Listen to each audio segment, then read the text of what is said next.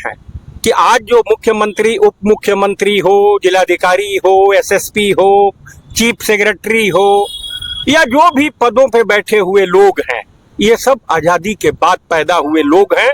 इनको मालूम ही नहीं।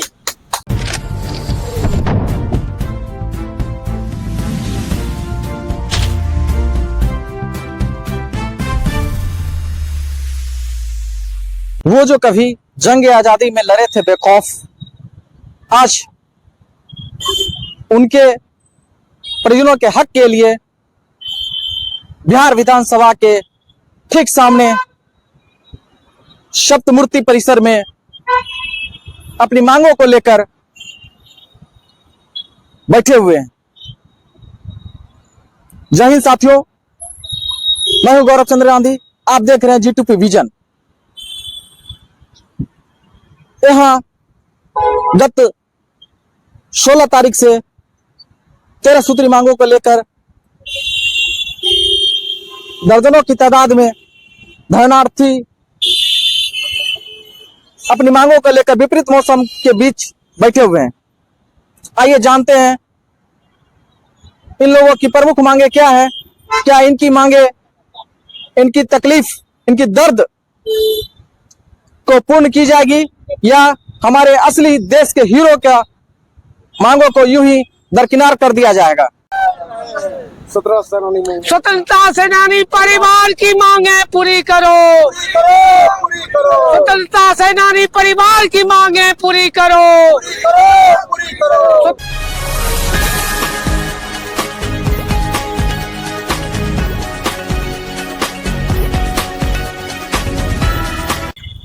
आपका सबसे बड़ी मांग क्या है? 13 सूत्री मांग रखे हैं आप। सबसे बड़ी 13 सूत्री मांग जो है, एक छूट गया मांग।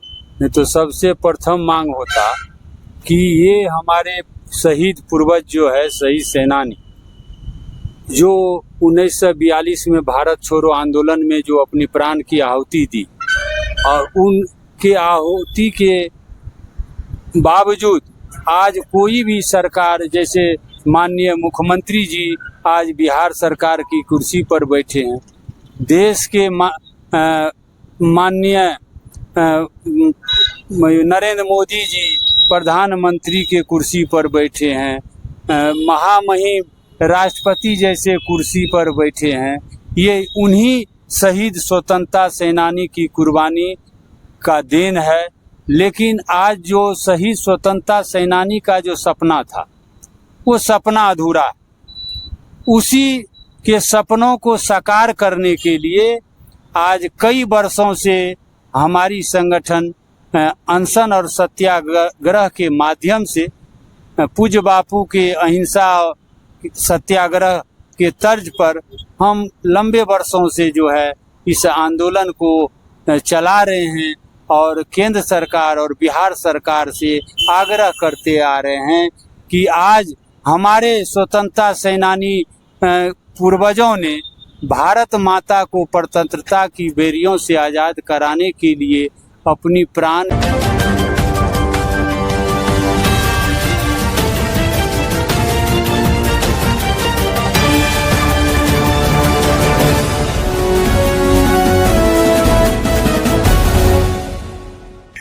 कि आज जो मुख्यमंत्री, उप मुख्यमंत्री हो, जिलाधिकारी हो, एसएसपी हो, चीफ सेक्रेटरी हो या जो भी पदों पे बैठे हुए लोग हैं, ये सब आजादी के बाद पैदा हुए लोग हैं। इनको मालूम ही नहीं, इनको पता ही नहीं कि किन पूर्वजों, हमारे पूर्वजों की वजह से इन कुर्सियों पर बैठे हैं। यहाँ अंग्रेज बैठा करते थे इन कुर्सियों पे, उनको नहीं मालूम है, वो अनजान है।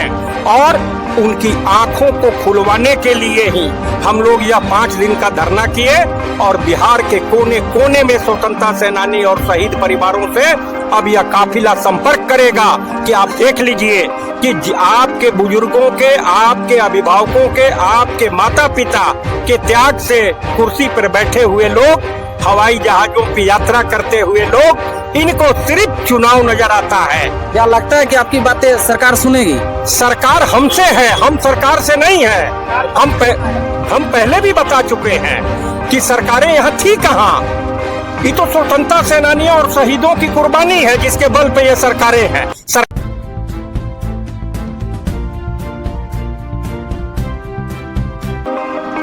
असम की सरकार ने, उत्तराखंड की सरकार ने स्वतंत्रता सेनानियों के उत्तराधिकारियों को अनेकों सुविधाएं दी है। बिहार 1857 हो या 1942 हो, आजादी की लड़ाई में, प्रथम लड़ाई में, दूसरी लड़ाई में लगातार अगुवाई करने का काम किया। ऐसे में आप ये जो शहीद स्मारक है इसकी निशानी है अभूतपूर्व बलिदान का।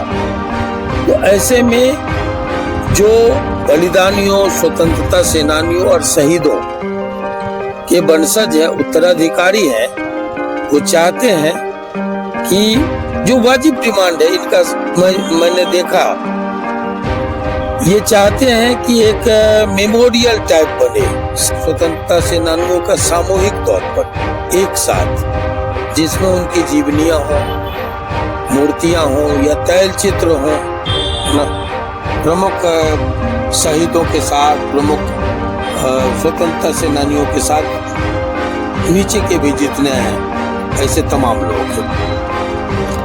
इनके डिमांड्स हैं कि जो उनके वंशज हैं, उत्तराधिकारी हैं, उनको आरक्षण भी मिले चुनावों, जैसे नगर निकाय है या मुखिया के चुनाव है या जो भी